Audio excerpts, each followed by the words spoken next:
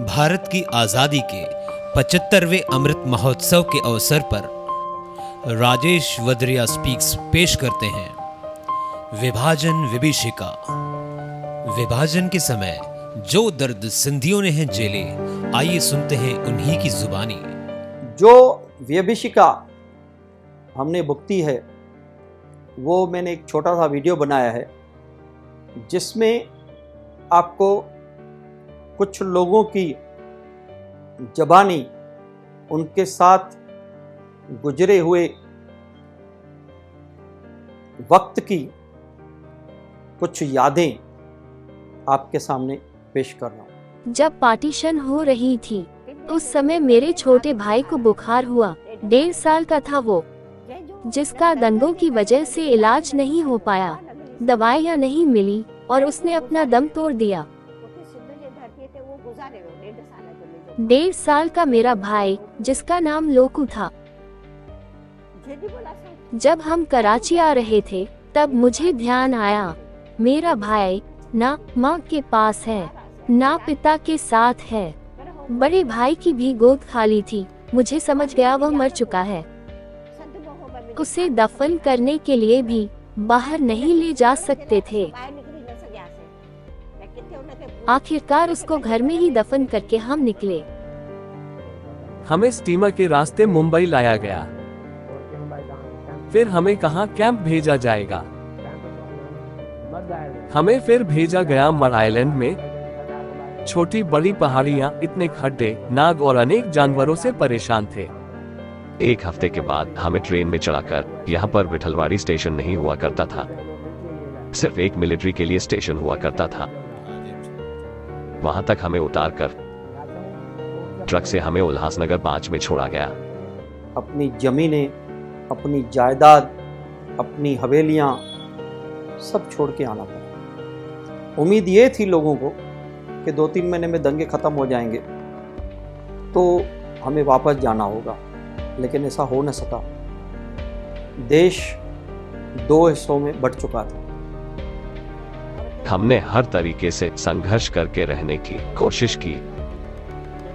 काफी सारी वेशभूषाएं बदला कर रहने की कोशिश करते थे, पर आखिरकार हमें वहां से निकलने को कहा गया, नहीं तो हम आज जिंदा नहीं बच पाते। मेरे पिता मुफ्त में मजदूरी क्या करते थे, ट्रकों से गोदाम तक अनाज की गुनियां पहुंचाया करते थे। शाम हुई तो ऑफिसर ने कहा, गिरा हुआ माल आप लोग अपने घर ले जा सकते हैं, और फिर वह अनाज हम छान के खाया करते थे। हमारे इष्ट देव भगवान झूलेलाल के मंदिर और शहर की खस्ता हालत देख अत्यंत दुख होता है। आखिर हम सिंधियों का क्यों ऐसा नसीब है। जब भी पुरानी बातें याद करता हूँ तो मुझे रोना आता है। एक ऐसा जमाना देखा था हमने जब हमारे पास खाने के लिए कुछ भी नहीं हुआ करता था।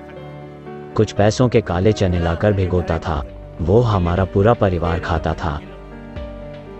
सब छोड़कर आ गए, सबके सब। कुछ गाय थी, कुछ जेवर और पूरी मिल्कियत, सब छोड़नी पड़ी। इसको विभाजन की विभीषिका नहीं कहेंगे तो और क्या कहेंगे। सिंधियों को सबसे ज्यादा जो नुकसान उठाना पड़ा वो पहला जो उनको नुकसान हुआ वो था कि सिंधियों की संस्कृति का ह्रास हुआ, नुकसान हुआ। सिंधी लैंग्वेज, सिंधी बोली, आज उल्लासनगर सबसे बड़ा सिंधियों की कॉलोनी है, लेकिन आज हमारे पास एक भी सिंधी स्कूल नहीं है।